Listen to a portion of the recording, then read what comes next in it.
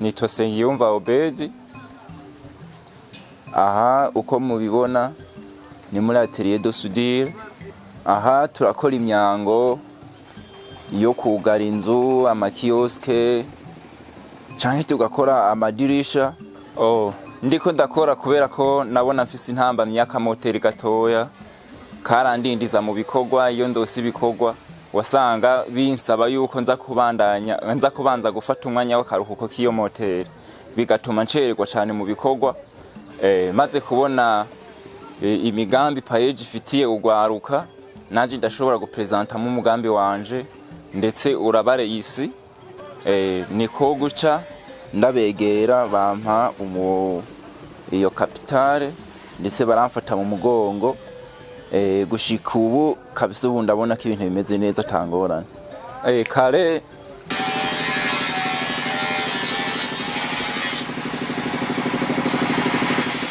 Kare kubera ko imoteri nabona nayo itamfavoriza, nakora ndi umwe kandi narashobora kuronka ibihumbi 100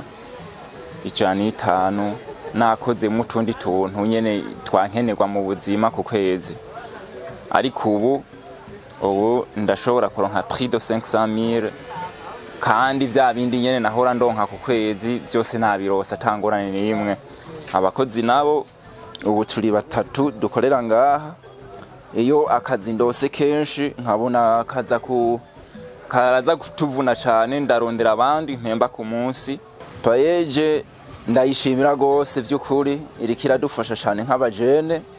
Ahubwo icyo mbona nk'abajene batarayimenya canke se bavyumva bakayumva ku matwi, bogerageza bakaserura imigambi yabo kugira ngo nabene ibafate mu mugongo, kugira ngo nk'abajene turushirize kwiteza imbere.